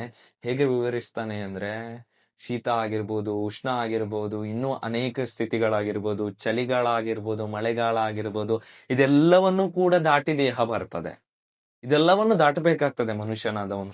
ದುಃಖ ಆಗಿರ್ಬೋದು, ಸುಖ ಆಗಿರ್ಬೋದು, ಇವೆಲ್ಲವನ್ನು ದಾಟಿದವನನ್ನೇ ನಾವು ಮನುಷ್ಯ ಎಂದು ಕರಿತೇವೆ. ಅಂದ್ರೆ ಇಲ್ಲಿ ನಾನು ಬೇರೆ ವಿಷಯಕ್ಕೆ ಹೋಲಿಸಿ ಹೇಳ್ತಾನೆ. ಹೇಗೆ ಹೇಳ್ತಾನೆ ಅಂದ್ರೆ, ಈಗ ಹೇಗೆ ಒಂದು ತಾಯಿಯಾದವಳು ಮಳೆಗಾಲದಲ್ಲೂ ಕೂಡ ಅಡಿಗೆ ಮಾಡಬೇಕು, ಬೇಸಿಗೆ ಕಾಲದಲ್ಲೂ ಕೂಡ ಅಡಿಗೆ ಮಾಡ್ತಾಳೆ. ಅದವಳ ಕರ್ತವ್ಯ. ಯಾವ ಒಂದು ಕಾಲ ಇರ್ಲಿ, ಯಾವುದೇ ಒಂದು ಪರಿಸ್ಥಿತಿ ಇರ್ಲಿ. ಉದಾಹರಣೆಗೆ ಹೇಳ್ಬೇಕಂದ್ರೆ, ತಾನೊಬ್ಬ ಏನಾದ್ರೂ ಒಂದು ವಿಚಾರಗಳಲ್ಲಿ ತಲ್ಲೀನನಾಗಿರುವವನು, ಎಷ್ಟೇ ಕಷ್ಟ ಕಾಲ ಇದ್ರೂ ಅವನ ಕರ್ತವ್ಯವನ್ನು ಅವನು ಮಾಡ್ಲೇಬೇಕು. ಈಗ ಒಬ್ಬ ಬ್ರಾಹ್ಮಣ ಅಂದ್ರೆ ಭಕ್ತಿಗತವಾಗಿ ದೇವರನ್ನು ಪೂಜಿಸ್ತಾ ಇರ್ತಾರೆ. ಭಕ್ತಿಗತವಾಗಿ ದೇವರನ್ನು ಪೂಜಿಸ್ತಾ ಇರುವವರು, ದೇವರಿಗೆ ಪೂಜೆಯನ್ನು ಮಾಡುವವರು ಹೇಗೆ ಬೆಳಿಗ್ಗೆ ಎದ್ದು ಸ್ನಾನವನ್ನು ಮಾಡಿ ದೇವರಿಗೆ ನಿತ್ಯ ಪೂಜೆಯನ್ನು ಮಾಡ್ತಾ ಇರ್ತಾರೆ. ಉದಾಹರಣೆಗೆ ಹೇಳುವಂತಂದ್ರೆ 4 ಗಂಟೆಗೆ ಎದ್ದು ನಿತ್ಯ ಪೂಜೆಯನ್ನು ಮಾಡ್ತಾರೆ. ಅವರು ಚಳಿಗಾಲಕ್ಕೂ ಎದ್ದೇಳ್ಬೇಕು, ಬೇಸಿಗೆ ಕಾಲಕ್ಕೂ ಎದ್ದೇಳ್ಬೇಕು. ಚಳಿ ಇದೆ ಅಂತ ಹೇಳಿ ಅವರು ಹಿಂದೆ ಸರಿಯುವುದಿಲ್ಲ. ಚಳಿ ಇದೆ ಇವತ್ತು ಬೇಡ, ಪೂಜೆ ಮಾಡುವುದು ಬೇಡ ಅಂತ ಹೇಳಿ ಹಿಂದೆ ಸರಿಯುವುದಿಲ್ಲ. ಅದೇ ರೀತಿ ಪ್ರತಿ ಒಂದು ದಿನವೂ ಕೂಡ ಅವರ ಕರ್ತವ್ಯವನ್ನು ಅವರು ನಿರ್ವಹಿಸಬೇಕಾಗಿರ್ತದೆ. ಅದೇ ರೀತಿ ಕ್ಷತ್ರಿಯನಾದವನು ಕೂಡ ತನ್ನ ಕರ್ತವ್ಯವನ್ನು ನಿರ್ವಹಿಸಬೇಕು. ಕ್ಷತ್ರಿಯನು ಮಾತ್ರ ಅಲ್ಲ, ಮನುಷ್ಯನಾದವನು ಕೂಡ ತನಗಿರುವ ಕರ್ತವ್ಯವನ್ನು ತಾನು ನಿರ್ವಹಿಸಲೇಬೇಕು. ಅದು ಏನೇ ಇರಲಿ, ಅದಕ್ಕೆ ಕಾರಣಗಳನ್ನು ಕೊಡದೆ ನಾವು ನಿರ್ವಹಿಸಬೇಕು ಎನ್ನುವಂಥದ್ದು. ಅದು ಕ್ಷತ್ರಿಯನಾದವನು ತನ್ನ ಅಣ್ಣ ಇರ್ಲಿ, ತನ್ನ ತಮ್ಮ ಇರ್ಲಿ, ತನ್ನ ಪರಿವಾರ ಇರ್ಲಿ, ಯುದ್ಧ ಎಂದು ಬಂದಾಗ, ಧರ್ಮನಿಷ್ಠೆ ಎಂದು ಬಂದಾಗ, ಧರ್ಮ ಸಂಸ್ಥಾಪನೆ ಎಂದು ಬಂದಾಗ ಯುದ್ಧವನ್ನು ಮಾಡಬೇಕಾದಂಥದ್ದು ಕ್ಷತ್ರಿಯನಾದವನ ಕರ್ತವ್ಯ ಎಂದು ಒಂದು ವಿವರಿಸ್ತಾ ಹೋಗುವಂಥದ್ದು ನಾನು ಉದಾಹರಣೆಯಾಗಿ ಕೊಡ್ಲಿಕ್ಕೆ ಒಂದು ಪ್ರಯತ್ನವನ್ನು ಪಟ್ಟೆ. ಇನ್ನು ತುಂಬಾ ಪ್ರಾಮುಖ್ಯತೆಯನ್ನು ಪಡೆದಿರುವಂತಹ ವಿಷಯವಾಗಿದೆ ಇದು. ಮುಂದೆ ಒಂದು ಶ್ಲೋಕದಲ್ಲಿ ಬರುವಂತದ್ದು ಹೇಗೆ ಇದೆ ಅಂದ್ರೆ, ನಾವೆಲ್ಲರೂ ಕೂಡ ಇತ್ತೀಚೆಗೆ ಹೇಳುವಂತದ್ದು, ಅದೇ ಕೊನೆಯ ಅಧ್ಯಾಯದಲ್ಲಿ ಕೂಡ ನಾನು ಹೇಳಿದ್ದೆ, ಈ ಮೈಂಡ್ ಕಂಟ್ರೋಲ್ ಅನ್ನುವಂಥದ್ದು, ಮೋಕ್ಷ. ತುಂಬಾ ಜನ ಹೇಳ್ತೇವೆ ಮೋಕ್ಷ ಸಾಧಿಸ್ಲಿಕ್ಕೆ ಆ ಮಾರ್ಗದಲ್ಲಿ ಹೋಗ್ಬೇಕು, ಈ ಮಾರ್ಗದಲ್ಲಿ ಹೋಗ್ಬೇಕು ಅಂತ. ಮೋಕ್ಷ ಸಾಧಿಸ್ಲಿಕ್ಕೆ ಯಾವ ಮಾರ್ಗದಲ್ಲಿ ಹೋಗ್ಬೇಕು ಎನ್ನುವಂಥದ್ದನ್ನು ಕೂಡ ಭಗವದ್ಗೀತೆ ಹೇಳ್ತಾ ಹೋಗ್ತದೆ. ಮೋಕ್ಷ ಅಂದ್ರೆ ಏನು ಎನ್ನುವಂಥದ್ದನ್ನು ಕೂಡ ಭಗವದ್ಗೀತೆ ತುಂಬಾ ಸರಳವಾಗಿ ವಿವರಿಸ್ತದೆ. ನಾವು ಮೋಕ್ಷ ಅಂದ್ರೆ ಏನು, ಮೋಕ್ಷ ಅಂದ್ರೆ ಆ ರೀತಿಯಾಗಿ ನಡೆದುಕೊಂಡ್ರೆ ಮೋಕ್ಷ ಸಿಗ್ತದೆ, ಈ ರೀತಿಯಾಗಿ ವಿಚಾರಗಳನ್ನು ಮಾಡಿದರೆ ಮೋಕ್ಷ ಸಿಗ್ತದೆ, ಅದೆಲ್ಲ ಬೇರೆ ವಿಚಾರ. ಮೋಕ್ಷ ಅಂದ್ರೆ ಏನು ಎನ್ನುವಂಥದ್ದನ್ನು ನಾವು ಮೊದಲು ತಿಳಿದುಕೊಳ್ಬೇಕಾದ್ರೆ, ಮೋಕ್ಷ ಅಂದ್ರೆ ಸಮಚಿತ್ತವಾದ ಮನಸ್ಸಿನಲ್ಲಿ ಇರುವಂತದ್ದು. ಅಂದ್ರೆ ಸುಖ ಆಗ್ಲಿ, ದುಃಖ ಆಗ್ಲಿ, ಯಾವುದೇ ರೀತಿಯ ಗಾಬರಿ ಆಗ್ಲಿ, ಯಾವುದೇ ರೀತಿಯ ತೊಂದರೆ ಆಗ್ಲಿ, ಯಾವುದೇ ರೀತಿಯ ಖುಷಿ ಆಗ್ಲಿ, ಸಮಚಿತ್ತ ಒಂದೇ ರೀತಿಯ ಮನಸ್ಸಿನಲ್ಲಿ ಇರುವಂತದ್ದನ್ನೇ ನಾವು ಮೋಕ್ಷಕ್ಕೆ ಅದೊಂದು ದಾರಿ ಎನ್ನುವಂಥದ್ದು. ಮೋಕ್ಷ ಸ್ಥಿತಿಯಲ್ಲಿದ್ದಾನೆ ಎನ್ನುವಂಥದ್ದು. ಸಮಾಧಿ ಸ್ಥಿತಿ, ಯೋಗದ ಅಷ್ಟಾಂಗ ಮಾರ್ಗಗಳಲ್ಲಿ ಸಮಾಧಿ ಸ್ಥಿತಿ, ಕೊನೆಯ ಸ್ಥಿತಿಯನ್ನು ನಾವು ಸಮಾಧಿ ಅಂತ ಕರಿತೇವೆ. ಅಂದ್ರೆ ಒಂದೇ ರೀತಿಯ ಮನಸ್ಸಿನಲ್ಲಿರುವವನನ್ನು, ಅವನನ್ನೇ ನಾವು ಧೀರ ಎಂದು ಕರೆಯುವಂಥದ್ದು. ಎಲ್ಲವನ್ನು ಗೆದ್ದವ ಅಂದ್ರೆ ಅವನ ಮನಸ್ಸನ್ನೇ ಅವನು ಗೆದ್ದವ, ಅವನ ಮೈಂಡ್ ಅನ್ನೇ ಅವನು ಗೆದ್ದವ. ಯಾವ ಸಂದರ್ಭದಲ್ಲೂ ದುಃಖವೂ ಪಡುವುದಿಲ್ಲ, ಯಾವ ಸಂದರ್ಭದಲ್ಲೂ ತೀರ ಖುಷಿಯೂ ಪಡುವುದಿಲ್ಲ. ಎಲ್ಲಾ ಸಂದರ್ಭದಲ್ಲೂ ಸಮಚಿತ್ತವಾಗಿ ಅವನ ಕರ್ತವ್ಯವನ್ನು ನಿರ್ವಹಿಸ್ತಾ ಹೋಗ್ತಾ ಇರ್ತಾನೆ. ಅವನೇ ಮೋಕ್ಷಕ್ಕೆ ಹೋಗುವವನು, ಅವನೇ ಮೋಕ್ಷದ ಮಾರ್ಗದಲ್ಲಿ ನಡೆಯುವವನು ಎನ್ನುವಂಥದ್ದನ್ನು ಭಗವದ್ಗೀತೆ ವಿವರಿಸ್ತಾ ಹೋಗ್ತದೆ. ಇಲ್ಲಿ ಭಗವದ್ಗೀತೆಯ ಮುಂದೆ ವಿವರಿಸ್ತಾ ಹೋಗ್ತಾರೆ. ಹೇಗೆ ವಿವರಿಸ್ತಾರೆ ಅಂದ್ರೆ, ಶ್ರೀಕೃಷ್ಣ ಹೇಳ್ತಾನೆ, ಈ ದೇಹ ಎನ್ನುವಂಥದ್ದು ಅದು ಸಾಯಲೇಬೇಕು. ಹುಟ್ಟಿದ ನಂತರ ದೇಹ ಎನ್ನುವಂಥದ್ದು ಸತ್ತೇ ಸಾಯ್ತದೆ. ಈ ದ್ರವ್ಯ ಜಗತ್ತಿನಲ್ಲಿ, ಈ ಒಂದು ಜಗತ್ತಿನಲ್ಲಿ ದೇಹ ಎನ್ನುವಂಥದ್ದಕ್ಕೆ ಸಾವಿದ್ದೇ ಇದೆ. ಆದ್ರೆ ಆತ್ಮ ಎನ್ನುವಂಥದ್ದಕ್ಕೆ ಸಾವಿಲ್ಲ. ದೇಹದ ಒಳಗೆ ಇರುವಂತಹ ಆತ್ಮ ಎನ್ನುವಂಥದ್ದು ಸಾಯುವುದೇ ಇಲ್ಲ ಎನ್ನುವಂಥದ್ದು. ಅಂದ್ರೆ ಅದು ಅನಂತವಾಗಿರುವಂಥದ್ದು ಅಂತ ವಿವರಿಸ್ತಾ ಹೋಗ್ತಾರೆ. ಅಂದ್ರೆ ಸಾಯುವುದಿಲ್ಲ ಅಂದ್ರೆ ಅದು ಇದಾಗುವುದಿಲ್ಲ, ಅಂದ್ರೆ ಅದು ಅವಿನಾಶ, ಅಂದ್ರೆ ನಾಶವನ್ನು ಹೊಂದುವುದಿಲ್ಲ ಅಂತ ಹೇಳ್ತಾ ಹೋಗ್ತಾರೆ. ನಾನು ಉದಾಹರಣೆಯಾಗಿ ಕನೆಕ್ಟ್ ಮಾಡ್ತೇನೆ, ಇದಕ್ಕೆಲ್ಲೂ ಕೂಡ ಪುರಾವೆಗಳಿಲ್ಲ. ನಾನು ಭಗವದ್ಗೀತೆಯಲ್ಲಿ ಏನೇ ಹೇಳಿದಾರೋ ಅದನ್ನು ಕನೆಕ್ಟ್ ಮಾಡಿ ಹೇಳುವಂತಹ ಪ್ರಯತ್ನವನ್ನು ಮಾಡ್ತೇನೆ. ನನಗೆ ಹೇಳುವುದಕ್ಕೆ ಏನಕ್ಕೂ ಕೂಡ ಒಂದು ಸಾಕ್ಷಿಗಳಿಲ್ಲ. ಮುಂದೆ ಅದರ ಒಂದು ಸಾಕ್ಷಿಗಳನ್ನು ಹುಡುಕುವ ಪ್ರಯತ್ನವನ್ನು ಮಾಡಿದ್ರೆ ನೀವು ಮಾಡಿ, ನಾನು ಮಾಡುವಂತದ್ದಾದ್ರೆ ಮಾಡ್ತೀನಿ. ಹೇಗೆ ಅಂದ್ರೆ, ನಾವು ಫಿಸಿಕ್ಸ್ ಅಲ್ಲಿ ಇಲ್ಲಾದ್ರೆ ಯಾವ್ದಾದ್ರು ಒಂದು ವಿಜ್ಞಾನದಲ್ಲಿ ಒಂದು ಮಾತು ಬರ್ತದೆ, ಶಕ್ತಿಯನ್ನು ಸೃಷ್ಟಿಸ್ಲಿಕ್ಕೂ ಸಾಧ್ಯವಿಲ್ಲ, ನಾಶಗೊಳಿಸ್ಲಿಕ್ಕೂ ಸಾಧ್ಯವಿಲ್ಲ, ಆದ್ರೆ ಒಂದು ರೂಪದಿಂದ ಇನ್ನೊಂದು ರೂಪಕ್ಕೆ ಅದನ್ನು ಪರಿವರ್ತಿಸಬಹುದು ಅಂತ. ಅಂದ್ರೆ ಅದೇ ರೀತಿ ಆತ್ಮವನ್ನು ಕೂಡ ನಮಗೆ ಸೃಷ್ಟಿಸ್ಲಿಕ್ಕೂ ಸಾಧ್ಯ ಇಲ್ಲ, ಅದನ್ನು ನಾಶಗೊಳಿಸ್ಲಿಕ್ಕೂ ಅದನ್ನು ಸಾಧ್ಯವಾಗದೇ ಇರುವಂತದ್ದು. ಆದ್ರೆ ಒಂದು ದೇಹದಿಂದ ಅದು ಇನ್ನೊಂದು ದೇಹಕ್ಕೆ ಅದು ಪರಿವರ್ತನೆ ಹೊಂದ್ತದೆ. ಅಂದ್ರೆ ಒಂದು ದೇಹದಲ್ಲಿ ಇದ್ದು ಒಂದು ಇಷ್ಟು ವರ್ಷಗಳ ಕಾಲ, ಅಂದ್ರೆ ಅದು ಮರಣ ಹೊಂದುವ ತನಕ ಇದ್ದು ಆ ನಂತರ ಇನ್ನೊಂದು ದೇಹವನ್ನು ಪಡೆಯುವಂತದ್ದು. ಅದು ಕೂಡ ಯಾಕೆ ಪಡೀತದೆ, ಅದು ಕೂಡ ಹೇಗೆ ಪಡೀತದೆ ಅಂತ ಭಗವಾನ್ ಶ್ರೀಕೃಷ್ಣ 2ನೇ ಅಧ್ಯಾಯದಲ್ಲಿ ವಿವರಿಸ್ತಾ ಹೋಗ್ತಾರೆ. ನೀನು ಯುದ್ಧವನ್ನು ಮಾಡ್ಲೇಬೇಕು. ಯಾಕೆ ಯುದ್ಧವನ್ನು ಮಾಡ್ಬೇಕಂದ್ರೆ, ದೇಹ ಎನ್ನುವಂಥದ್ದು ನಶ್ವರ, ಅಂದ್ರೆ ಅದು ಸಾಯ್ಲೇಬೇಕು. ಇದು ಆತ್ಮ ಎನ್ನುವಂಥದ್ದು ಅದು ಶಾಶ್ವತವಾಗಿ ಇರ್ತದೆ ಅಂತ. ನಾವಿಲ್ಲಿ ಯೋಚನೆಯನ್ನು ಮಾಡಬಹುದು, ಶ್ರೀಕೃಷ್ಣ ಹೇಳ್ತಾರೆ ಯುದ್ಧವನ್ನು ಮಾಡು ಅಂತ. ಆದ್ರೆ ಆತ್ಮ ಎನ್ನುವಂಥದ್ದು ಇರ್ತದೆ ಅಲ್ಲ. ಹಾಗಂತ ಹೇಳಿ ಈ ಸಮಾಜದಲ್ಲಿ ಎಷ್ಟೋ ಕೊಲೆಗಳು ನಡೀತದೆ, ಎಷ್ಟೋ ಒಂದು ವಿಚಾರಗಳು ನಡೀತದೆ, ಅದೆಲ್ಲವೂ ಕೂಡ ತಪ್ಪು ಅಂತ ಕಾಣುವುದಿಲ್ಲಲ್ಲ ಶ್ರೀಕೃಷ್ಣ ಹೇಳುವಂತಹ ಮಾತಿನ ಪ್ರಕಾರ ಅಂತ ನಿಮ್ಗೆ ಅನಿಸಿರ್ಬೋದು. ಆದ್ರೆ ಅದರ ಆಧ್ಯಾತ್ಮಿಕ ಜ್ಞಾನವನ್ನು ನಾವು ತಿಳಿದುಕೊಳ್ಬೇಕು. ನಿಜವಾಗಿ ಹೇಳುವಂಥದ್ದು ಏನು ಅಂದ್ರೆ, ಕ್ಷತ್ರಿಯನಾದವನಿಗೆ ಯುದ್ಧ ಎನ್ನುವಂಥದ್ದು ಅನಿವಾರ್ಯ. ಕ್ಷತ್ರಿಯನಾದವನು ಧರ್ಮ ಸಂಸ್ಥಾಪನೆಗೋಸ್ಕರ ಯುದ್ಧವನ್ನು ಮಾಡುವುದು ಕರ್ತವ್ಯ. ಅದೇ ರೀತಿ ಶ್ರೀಕೃಷ್ಣ ಮತ್ತೊಂದು ಮಾತನ್ನು ಹೇಳ್ತಾನೆ, ಯಾವುದೇ ಒಂದು ಆತ್ಮವನ್ನು ಅಥವಾ ಯಾವುದೇ ಒಂದು ದೇಹವನ್ನು ಹಿಂಸಿಸುವುದು ಮತ್ತು ಯಾವುದೇ ಒಂದು ದೇಹವನ್ನು ನಾಶಗೊಳಿಸುವ ಅಧಿಕಾರ ಯಾರಿಗೂ ಕೂಡ ಇಲ್ಲ ಎನ್ನುವಂಥದ್ದು. ಯಾವುದೇ ಒಂದು ದೇಹವನ್ನು ನಾಶಗೊಳಿಸುವ ಅಧಿಕಾರ ಯಾರಿಗೂ ಕೂಡ ಇಲ್ಲ. ಅಂದ್ರೆ ಯಾವುದೇ ಒಂದು ವ್ಯಕ್ತಿಯನ್ನು ಕೊಲ್ಲುವ ಅಧಿಕಾರ ಯಾರಿಗೂ ಕೂಡ ಇಲ್ಲ. ಆ ರೀತಿ ಮಾಡಿದರೆ ರಾಜ್ಯದ ಕಾನೂನಿನಿಂದ ಅಥವಾ ಭಗವತ್ತನಿಂದ ಅವನಿಗೆ ಶಿಕ್ಷೆ ಖಂಡಿತ ಎನ್ನುವಂಥದ್ದನ್ನು ಕೂಡ ವಿವರಿಸ್ತಾರೆ. ಯಾರಿಗೂ ಕೂಡ ಇಲ್ಲ. ಮತ್ತೊಂದನ್ನು ವಿವರಿಸ್ತಾರೆ. ಈಗ ಆತ್ಮ ಎನ್ನುವಂಥದ್ದನ್ನು ನಾನು ಹೇಳಿದೆ, ಒಂದು ಆತ್ಮವು ಇನ್ನೊಂದು ದೇಹಕ್ಕೆ ಪ್ರವೇಶಿಸ್ತದೆ. ಹೇಗೆ ಪ್ರವೇಶಿಸ್ತದೆ ಅನ್ನುವಂಥದ್ದನ್ನು ವಿವರಿಸ್ತಾರೆ. ನಾವು ಮಾಡಿದಂತಾದ ಕರ್ಮದ ಫಲವಾಗಿ ಅಂತ. ನಾವು ಮಾಡಿದಂತ ಕರ್ಮದ ಫಲ. ನಮ್ಗೆ ತುಂಬಾ ಜನಕ್ಕೆ ಇದೊಂದು ಡೌಟ್ ಇದೆ, ಕರ್ಮ ಕರ್ಮ ಕರ್ಮ ಅಂತ ಹೇಳ್ತೇವೆ. ಎಂತ ಕರ್ಮ ಅಂದ್ರೆ?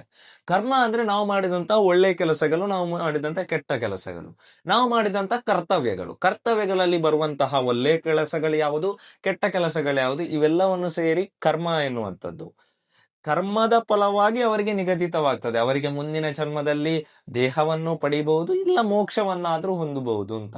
ಈಗ ಉದಾಹರಣೆಯಾಗಿ ನಾನು ಹೇಳುವಂಥದ್ದು, ಇಲ್ಲಿ ಭಗವದ್ಗೀತೆಯಲ್ಲಿ ಹೇಳಲಿಲ್ಲ, ನಾನು ಅದನ್ನು ಹೋಲಿಸಿ ಹೇಳ್ತಾನೆ. ಭೀಷ್ಮಾಚಾರ್ಯರಾಗಿರ್ಬೋದು, ದ್ರೋಣಾಚಾರ್ಯರಾಗಿರ್ಬೋದು, ನಾವು ಮಾಡ್ತಿರುವಂಥದ್ದು ಅಧರ್ಮ ಎನ್ನುವಂಥದ್ದು ಅವರಿಗೆ ತಿಳಿದಿರ್ಬೋದೇನು. ನಾವು ಮಾಡ್ತಿರುವಂಥದ್ದು ಅಧರ್ಮ ಅಂದ್ರೆ ಧರ್ಮದ ಪರವಾಗಿ. ಧರ್ಮ ಯಾಕೆ ಅಂತ ಹೇಳಿ ನಾನು ಮೊದಲನೇ ಅಧ್ಯಾಯದಲ್ಲಿ ಹೇಳಿದ್ದೇನೆ, ಧರ್ಮ ಯಾಕೆ ಪಾಂಡವರ ಕಡೆಗೆ ಇತ್ತು ಅಂತ. ಆದ್ರೂ ಕೂಡ ನಾವು ಮಾಡ್ತಿರುವಂಥದ್ದು ಅಧರ್ಮ ಎಂದು ತಿಳಿದ್ರೂ ಕೂಡ ಅವ್ರು ಯಾಕೆ ಕೌರವರ ಪಕ್ಷವಾಗಿ ನಿಂತರು ಅಂದ್ರೆ, ಅವರಿಗೆ ಆರ್ಥಿಕವಾಗಿ ಕೌರವರು ಅವರಿಗೆ ಸಹಾಯವನ್ನು ಮಾಡಿರ್ತಾರೆ, ಆರ್ಥಿಕವಾಗಿ ಕೌರವರು ಸಹಾಯವನ್ನು ಮಾಡಿರ್ತಾರೆ, ಅವರ ಜೊತೆಗೂ ಕೂಡ ಇರ್ತಾರೆ. ಆದ್ರೂ ಕೂಡ ಅವರು ಅಧರ್ಮದ ಪರವಾಗಿ ನಿಂತಿರ್ತಾರೆ. ಧರ್ಮ ಸಂಸ್ಥಾಪನೆಗೋಸ್ಕರ ಅವರನ್ನು ಕೊಳ್ಳುವಂಥದ್ದು ಕ್ಷತ್ರಿಯನಾದವನ ಕರ್ತವ್ಯ ಆಗಿರ್ತದೆ. ಅದಕ್ಕೋಸ್ಕರ ಕ್ಷತ್ರಿಯನಾದವನ ಕರ್ತವ್ಯ ಎನ್ನುವಂಥದ್ದು ಅದೇ. ಅವರು ಏನಂದ್ರೆ, ಅವರ ಕರ್ಮದ ಫಲದ ಪ್ರಕಾರ ಅವರು ಮುಂದಿನ ದೇಹವನ್ನು ಪಡಿತಾರೆ. ಅಂದ್ರೆ ಅವರು ಏನ್ ಮಾಡಿದ್ದಾರೆ, ಧರ್ಮದ ಪರವಾಗಿ ನಿಂತ್ರೆ ಇಲ್ಲ ಅಧರ್ಮದ ಪರವಾಗಿ ನಿಂತ್ರೆ ಎನ್ನುವಂಥದ್ದನ್ನು ಪರವಾಗಿ ಅವರು ಮುಂದಿನ ದೇಹವನ್ನು ಪಡಿತಾರೆ ಅಂತ. ಈಗ ಇನ್ನೂ ನಾನು ಉದಾಹರಣೆಯನ್ನು ಕೊಡುವುದಾದ್ರೆ, ಇನ್ನೂ ನಾನು ಹೋಲಿಕೆ ಮಾಡಿ ಹೇಳುವುದಾದ್ರೆ, ಈಗ ನಾವು ತುಂಬಾ ಜನ ಹೇಳ್ತೇವೆ, ತುಂಬಾ ವ್ಯಕ್ತಿಗಳು ಹೇಗೆ ಅಂದ್ರೆ, ಹುಟ್ಟಿದಾಗ್ಲೇ ಟ್ಯಾಲೆಂಟೆಡ್ ಅಂತ. ನಾನು ಹೋಲಿಕೆ ಮಾಡಿ ಹೇಳುವಂಥದ್ದು ಎಲ್ಲಿಯೂ ಕೂಡ ಅದಕ್ಕೆ ಸಾಕ್ಷಿ ಇಲ್ಲ. ಬಟ್ ಈ ಪುಸ್ತಕ ಭಗವದ್ಗೀತೆ ಅಂದ್ರೆ ಈ ಗ್ರಂಥವನ್ನು ನಾನು ಕೃಷ್ಣನ ಮಾತುಗಳನ್ನು ಇಲ್ಲಿ ಈಗಿನ ಒಂದು ಸಮಾಜಕ್ಕೆ ಮತ್ತು ಈಗಿನ ಒಂದು ಸಮಾಜಕ್ಕೆ ಹೋಲಿಕೆ ಮಾಡಿ ಹೇಳ್ತೇನೆ. ನಾವು ಹೇಳ್ತೇವೆ ಅವರು ಹುಟ್ಟಿದಾಗ್ಲೇ ಟ್ಯಾಲೆಂಟೆಡ್ ಅಂತ. ಅಂದ್ರೆ ಅವನು ಒಳ್ಳೆಯ ಓದುಗಾರನಾಗಿರ್ಬೋದು, ಇಲ್ಲ ಕ್ರೀಡಾಪಟು ಆಗಿರ್ಬೋದು, ಇಲ್ಲ ಒಳ್ಳೆಯ ಪದ್ಯಗಳನ್ನು ಸಂಗೀತವನ್ನು ಹೇಳ್ತಾ ಇರ್ಬೋದು, ಒಳ್ಳೆಯ ಭರತನಾಟ್ಯ ಇಲ್ಲ ಡ್ಯಾನ್ಸ್ಗಳನ್ನು ಮಾಡ್ತಾ ಇರ್ಬೋದು. ಅವರು ಹೇಗೆ ಅಂದ್ರೆ ಹಿಂದಿನ ಜನ್ಮದಲ್ಲಿ ಅವರ ಕರ್ಮದ ಫಲ ಅದೇ ಆಗಿರ್ತದೆ. ಅವರು ಒಳ್ಳೆಯ ರೀತಿಯ ಕಾರ್ಯಗಳನ್ನು ಅಂದ್ರೆ ಒಳ್ಳೆಯ ರೀತಿಯ ಹವ್ಯಾಸಗಳನ್ನು ಅವರು ರೂಢಿಸ್ಕೊಂಡಿರ್ತಾರೆ. ಅದೇ ರೀತಿ ಆ ಒಂದು ಕರ್ಮ ಅವರಿಗೆ ಆ ಒಂದು ಈ ಜನ್ಮದಲ್ಲಿ ಕೂಡ ಅವರಿಗೆ ಅದು ಕಂಟಿನ್ಯೂ ಅಂದ್ರೆ ಅದು ಮುಂದುವರಿತಾ ಹೋಗ್ತಾ ಇರ್ತದೆ ಎನ್ನುವಂಥದ್ದು. ಹಿಂದಿನ ಜನ್ಮದಲ್ಲಿ ಏನಾಗಿದೆಯೋ ಅದು ಈ ಜನ್ಮದಲ್ಲಿ ಕೂಡ ಮುಂದುವರಿತಾ ಹೋಗ್ತಾ ಇರುವಂತದ್ದು. ಅಂದ್ರೆ ಇಲ್ಲಿ ನಮ್ಗೆ ಬದುಕಿನ ಒಂದು ಸಾರ ತಿಳಿಯುವಂತದ್ದು. ನಮ್ಗೆ ಕರ್ತವ್ಯ ಮಾಡಬೇಕು. ನಾವು ತುಂಬಾ ಜನ ಅನ್ಕೊಳ್ಳುವಂಥದ್ದು ಹೇಗೆ ಅಂದ್ರೆ ಒಂದಲ್ಲ ಒಂದು ದಿನ ನಾವು ಸಾಯುವವರೇ, ಈ ಕರ್ತವ್ಯ ಎಲ್ಲ ಯಾಕೆ ಮಾಡುದು? ಅಲ್ಲ, ಕಷ್ಟಪಟ್ಟು ದುಡಿಬೇಕು, ಅದು ಮಾಡಬೇಕು, ಇದು ಮಾಡಬೇಕು, ಇದೆಲ್ಲ ಯಾಕೆ ಮಾಡುವಂಥದ್ದು? ಕಷ್ಟಪಟ್ಟು ದುಡಿಬೇಕು ಅಂತ ಅಲ್ಲ, ನಮ್ಮ ಕರ್ತವ್ಯ ಏನಿದೆ ಅದನ್ನು ನಾವು ಮಾಡುವಂಥದ್ದು, ಅದು ನಮ್ಮ ಕರ್ತವ್ಯ. ಅಂದ್ರೆ ನಮ್ಮ ಒಂದು ಕೆಲಸ, ನಮ್ಮ ಒಂದು ಕರ್ಮ ಅಂತ. ನಾವು ಕರ್ತವ್ಯ ಮಾಡಿದ್ರೆ ಆಯ್ತು. ಕರ್ತವ್ಯ ಮಾಡದೆ ಮನುಷ್ಯ ಆದವನು ಬದುಕಲಿಕ್ಕೆ ಸಾಧ್ಯವಿಲ್ಲ. ಮನುಷ್ಯ ಅಂತ ಅಲ್ಲ, ಯಾವ ಪ್ರಾಣಿಯೂ ಕೂಡ ಕರ್ತವ್ಯ ಮಾಡದೆ ಬದುಕಲಿಕ್ಕೆ ತುಂಬಾ ತೀರಾ ಕಷ್ಟ ಅಂತ. ನಮ್ಮ ಕರ್ತವ್ಯ ಮಾಡಿದ್ರೆ ಆಯ್ತು. ನಾವು ಅದರಲ್ಲೂ ಕೂಡ ಕೆಲವರಿಗೆ ಯೋಚನೆ ಬರುವಂತದ್ದಿದೆ. ಅಲ್ಲ ಮಾರೆ, ನಾವು ಕರ್ತವ್ಯವನ್ನು ಮಾಡ್ತೇವೆ, ನಾವು ಏನಾದ್ರೂ ಒಂದು ಇದು ಮಾಡ್ತೇವೆ, ಕಷ್ಟಪಟ್ಟು ಮಾಡ್ತಾ ಇರ್ತೇವೆ. ಈಗ ಒಬ್ಬ ಸಂಗೀತನಾಗಿರ್ತಾನೆ, ಒಳ್ಳೆಯ ಸಂಗೀತಗಾರನಾಗಿರ್ತಾನೆ, ಕಷ್ಟಪಟ್ಟು ಅವನು ಸಂಗೀತವನ್ನು ಕಲಿತಾ ಇರ್ತಾನೆ, ಕಷ್ಟಪಟ್ಟು ಡ್ಯಾನ್ಸ್ಗಳನ್ನು ಕಲಿತಾ ಇರ್ತಾನೆ. ಆದ್ರೆ ಸಡನ್ ಆಗಿ ಅವನು ತೀರ್ಕೊಂಡ್ಬಿಡ್ತಾನೆ. ಅವನಿಗೆ ಅವನ ಯಶಸ್ಸಿನ ಮೆಟ್ಟಿಲನ್ನು ಅವನಿಗೆ ಸಾಧಿಸ್ಲಿಕ್ಕೆ ಆಗ್ಲಿಲ್ಲ, ಅವನು ತೀರ್ಕೊಂಡು ಬಿಡ್ತಾನೆ. ಅವ್ನು ಕಷ್ಟಪಟ್ಟದ್ದು ವೇಸ್ಟ್ ಆಯ್ತಲ್ಲ ಅನ್ನುವಂಥದ್ದು ನಮ್ಗೆ ತಿಂಕ್ ಬರ್ತದೆ. ಅಲ್ಲ ಮರಿ, ಇಷ್ಟೆಲ್ಲ ಮಾಡಿ ನಾವು ಸಾಯುವುದಾದ್ರೆ ನಾವು ಕಷ್ಟಪಟ್ಟದ್ದು ವೇಸ್ಟ್ ಅಲ್ಲ ಅಂತ. ಅಂದ್ರೆ ಇದು ನಮಗೆ ಬರುವಂತಹ ಯೋಚನೆ. ಆದ್ರೆ ಭಗವದ್ಗೀತೆಯಲ್ಲಿ ಅದಕ್ಕೆ ಉತ್ತರವನ್ನು ಭಗವಾನ್ ಶ್ರೀಕೃಷ್ಣ ಯಾವ ರೀತಿ ಕೊಡ್ತಾರೆ ಅಂದ್ರೆ, ನಮ್ಮ ಆತ್ಮ ಎನ್ನುವಂಥದ್ದು, ನಮ್ಮ ಕರ್ಮದ ಫಲ ಎನ್ನುವಂಥದ್ದು ನಮ್ಗೆ ಮುಂದಿನ ಜನ್ಮ ಸಿಕ್ಕಿದ್ರೆ ಆ ಮುಂದಿನ ಜನ್ಮದಲ್ಲಿ ಅದು ಮುಂದುವರಿತದೆ ಎನ್ನುವಂಥದ್ದು. ಅವನು ಒಳ್ಳೆಯ ಸಿಂಗರ್ ಆಗಿ, ಒಳ್ಳೆಯ ಡ್ಯಾನ್ಸರ್, ಇಲ್ಲ ನಾವು ಒಳ್ಳೆಯ ಒಂದು ಹವ್ಯಾಸವನ್ನು ರೂಢಿಸ್ತಾ, ನಾನು ಉದಾಹರಣೆ ಕೊಟ್ಟೆ, ಒಳ್ಳೆಯ ಡ್ಯಾನ್ಸರ್, ಒಳ್ಳೆಯ ಆದರ್ಶಗಳನ್ನು ನಾವು ಬೆಳೆಸಿಕೊಳ್ತಾ ನಾವು ಈ ಜನ್ಮದಲ್ಲಿ ಹೋದ್ರೆ, ಮುಂದಿನ ಜನ್ಮದಲ್ಲಿ ಸಿಕ್ಕಿದ್ರೆ ನಮ್ಗೆ ಒಳ್ಳೆಯ ಒಂದು ಜನ್ಮ ಅಂದ್ರೆ ಒಳ್ಳೆಯ ಒಂದು ಆದರ್ಶಗಳು ಕಂಟಿನ್ಯೂ ಆಗ್ತದೆ. ಅಂದ್ರೆ ಹೀಗೆ ಹೇಗೆ ಹೇಳಿದೆ ನಾನು, ಡ್ಯಾನ್ಸರ್ ಇಲ್ಲಾದ್ರೆ ಯಾರಾದ್ರೂ ಸಂಗೀತಗಾರ ತೀರ್ಕೊಂಡ್ರೆ ಅವನ ಮುಂದಿನ ಜನ್ಮದಲ್ಲಿ ಅವನ ಆತ್ಮ ಎನ್ನುವಂಥದ್ದು, ಅವನ ದೇಹ ಎನ್ನುವಂಥದ್ದು ಸತ್ತಿರ್ಬೋದು ಹೊರತು ಅವನ ಆತ್ಮ ಎನ್ನುವಂಥದ್ದು ಕಂಟಿನ್ಯೂ ಆಗ್ತದೆ. ಮುಂದಿನ ಜನ್ಮದಲ್ಲಿ ಅವನು ಒಳ್ಳೆಯ ಹಾಡುಗಾರನಾಗಿ ಇರ್ತಾನೆ. ಯಾಕಂದ್ರೆ ಈ ಜನ್ಮದಲ್ಲಿ ಅವನ ಆ ಕರ್ತವ್ಯವನ್ನು ಪೂರೈಸಿದ್ದಾನೆ. ಈ ಜನ್ಮದಲ್ಲಿ ಅವನ ಕರ್ತವ್ಯವನ್ನು ಮಾಡಿದ ಆ ಒಂದು ಕರ್ಮವನ್ನು ಅವನು ಪಡೆದುಕೊಳ್ಳಿದ್ದಾನೆ. ಹಾಗೆ ಮುಂದಿನ ಜನ್ಮದಲ್ಲಿ ಕೂಡ ಅವನು ಮುಂದುವರಿಸ್ತಾನೆ. ಮುಂದಿನ ಜನ್ಮದಲ್ಲಿ ಯಶಸ್ಸನ್ನು ಸಾಧಿಸಬಹುದು ಅಂತ. ಇದು ಭಗವದ್ಗೀತೆಯಲ್ಲಿ ವಿವರಿಸಿರುವಂತದ್ದು. ಹಾಗೆ ನಾನು ಹೇಳಿದೆ, ಭಗವದ್ಗೀತೆಯಲ್ಲಿ ವಿವರಿಸಿದ ಕಾರಣ ನಾನು ಉದಾಹರಣೆಯಾಗಿ ಹೇಳಿರುವಂತದ್ದು. ತುಂಬಾ ಜನ ಹೇಳ್ತಾರೆ ಕರ್ತವ್ಯ ಯಾಕೆ, ಕೆಲಸ ಯಾಕೆ ಅಂತ, ಅದಕ್ಕೋಸ್ಕರ ನಾನು ಹೇಳಿರುವಂತದ್ದು. ಹೀಗೆ ಯುದ್ಧವನ್ನು ಮಾಡು ಅಂತ ಹೇಳ್ತಾನೆ. ಯುದ್ಧವನ್ನು ಮಾಡು ಅಂತ ಶ್ರೀಕೃಷ್ಣ ಅರ್ಜುನನಿಗೆ ವಿವರಿಸ್ತಾ ಹೋಗ್ತಾನೆ. ಅರ್ಜುನನಿಗೆ ವಿವರಿಸ್ತಾ ಹೋಗುವಾಗ ಅದೇ ನಾನು ಹೇಳಿದ ಹಾಗೆ ನಾನು ಒಂದು ವಿಜ್ಞಾನಕ್ಕೆ ಸಂಬಂಧಪಟ್ಟು ಹೇಳಿದೆ. ಆತ್ಮ ಹುಟ್ಟುವುದಿಲ್ಲ, ಸಾಯುವುದಿಲ್ಲ, ಅದು ನಿರಾಕಾರವಾಗಿರುವಂತದ್ದು ಎನ್ನುವಂಥದ್ದನ್ನು ಕೂಡ ಹೇಳ್ತಾನೆ. ಈ ಭಗವದ್ಗೀತೆಯ ಬೋಧನೆಯನ್ನು ಮಾಡುವುದಕ್ಕಿಂತ ಮೊದಲು ಒಂದು ಮಾತನ್ನು ಹೇಳ್ತಾರೆ. ಏನಂದ್ರೆ, ಈಗ ಹೇಳುವಂತಹ ನನ್ನ ಮಾತುಗಳೇನಿದೆಯೋ, ಈಗ ಹೇಳ್ತೇನಲ್ಲ ಆ ಮಾತುಗಳೇನಿದೆಯೋ, ಇದು ಆತಂಕಕ್ಕೊಳಗಾದ ನಿನಗೆ ಮಾತ್ರ ಅಲ್ಲ. ಈ ಮಾತುಗಳು ಇಲ್ಲಿರುವಂತಹ ಎಲ್ಲಾ ಸಮುದಾಯದವರಿಗೂ, ಇಲ್ಲಿರುವಂತಹ ಎಲ್ಲಾ ಜನರಿಗೂ, ಇಲ್ಲಿರುವಂತಹ ಅಂದ್ರೆ ಯುದ್ಧರಂಗದಲ್ಲಿ ಸೇರಿರುವಂತಹ ಎಲ್ಲರಿಗೂ, ಅಂದ್ರೆ ಎಲ್ಲರಿಗಂದ್ರೆ ನಮಿಗೂ ಕೂಡ ಅಂತ ಆಯ್ತು. ಅಂದ್ರೆ ನಮಗೆ ಅಂದ್ರೆ ಎಲ್ಲಾ ಮನುಷ್ಯರಿಗೂ ನಾನು ಹೇಳ್ತಿರುವಂತಹ ಮಾತುಗಳಿಗೂ ಅಂತ. ಅಂದ್ರೆ ಶಾಲೆಯಲ್ಲಿ ಹೇಗೆ ನಾವು ಟೀಚರ್ಸ್ ಒಂದು ಏನಾದ್ರೂ ನಾವು ಮಾಡಿದರೆ ಹೇಳ್ತಾರೆ, ಇದು ನಾನು ನಿಂಗೆ ಒಬ್ಬನಿಗೆ ಮಾತ್ರ ಅಲ್ಲ ಹೇಳುವಂತದ್ದು, ಎಲ್ರಿಗೂ ಕೂಡ ಇದು ಅನ್ವಯಿಸ್ತದೆ ಅಂತ. ಅದೇ ರೀತಿ ಭಗವಂತ ಶ್ರೀಕೃಷ್ಣ ಅರ್ಜುನನಿಗೆ ಹೇಳಿರುವಂತಹ ಮಾತುಗಳು ಕೇವಲ ಅರ್ಜುನನಿಗೆ ಮಾತ್ರ ಅನ್ವಯಿಸುವಂತದ್ದಲ್ಲ, ನಮ್ಗೆಲ್ಲರಿಗೂ ಕೂಡ ಅನ್ವಯಿಸ್ತದೆ ಅನ್ನುವಂಥದ್ದು. ಹಾಗೆಯೇ ಆತ್ಮದ ಕುರಿತು ಇನ್ನೊಂದು ಅದ್ಭುತವಾದ ಸಾಲುಗಳನ್ನು ಹೇಳ್ತಾರೆ. ಹೇಗೆ ಅಂದ್ರೆ, ನಾವು ಹೇಗೆ ಈ ಒಂದು ಬಟ್ಟೆಯನ್ನು ತೊಟ್ಟಿದೆವೋ, ಅಂದ್ರೆ ಬಟ್ಟೆಯನ್ನು ಹಾಕಿದೆವು, ಅಂದ್ರೆ ಈ ಒಂದು ಅಂಗಿಯನ್ನು ಹಾಕಿದೆವು, ಈ ಅಂಗಿಯನ್ನು ತೆಗೆದು ಇನ್ನೊಂದು ಅಂಗಿಯನ್ನು ಹೇಗೆ ಹಾಕ್ತೇವೋ ಅದೇ ರೀತಿ ಆತ್ಮ ಎನ್ನುವಂಥದ್ದು ಈ ಒಂದು ದೇಹವನ್ನು ಬಿಟ್ಟು ಇನ್ನೊಂದು ದೇಹವನ್ನು ಪ್ರವೇಶಿಸಿರುವಂತದ್ದು ಅಂತ. ನಾವು ಎಷ್ಟೋ ಜನ್ಮಗಳನ್ನು ತಳೆದು ಬಂದಿರ್ತೇವೆ ಏನು ಎನ್ನುವಂಥದ್ದನ್ನು ಹೇಳುವಂಥದ್ದು. ಅಷ್ಟೇ ಅಲ್ಲದೆ ಮತ್ತೊಂದು ಮಾತನ್ನು ಹೇಳ್ತಾರೆ. ಆತ್ಮ ಎನ್ನುವಂಥದ್ದು ದೇಹದಲ್ಲಿ ಎಷ್ಟು ಸಣ್ಣದು ಎಂದ್ರೆ, ಅದ್ರ ಒಂದು ಸೂಜಿಯ ಮೊನೆ, ಒಂದು ಸಣ್ಣ ಸೂಜಿಯ ಮೊನೆ ತಕೊಂಡ್ರೆ ಅದನ್ನು 10 ಭಾಗದಷ್ಟು ವಿಸ್ತರಿಸಿರುವಂಥದ್ದು, ಅಷ್ಟು ಸಣ್ಣದಾಗಿರ್ತದೆ. ಮತ್ತು ಇಡೀ ದೇಹವನ್ನು ಅದು ವ್ಯಾಪಿಸಿರ್ತದೆ ಅಂತ. ಅಂದ್ರೆ ಇಡೀ ದೇಹವನ್ನು ಅದು ಜ್ಞಾನದ ರೂಪದಲ್ಲಿ ವ್ಯಾಪಿಸಿರ್ತದೆ ಅಂತ. ಜ್ಞಾನದ ರೂಪದಲ್ಲಿ ವ್ಯಾಪಿಸಿರ್ತದೆ ಅಂತ. ಅಂದ್ರೆ ನಮ್ಗೆ ಒಂದು ಸಣ್ಣ ಕೈಗೆ ಏನಾದ್ರೂ ಬಿಸಿ ತಾಗಿದ್ರು ಕೂಡ ನಮ್ಗೆ ಗೊತ್ತಾಗ್ತದೆ.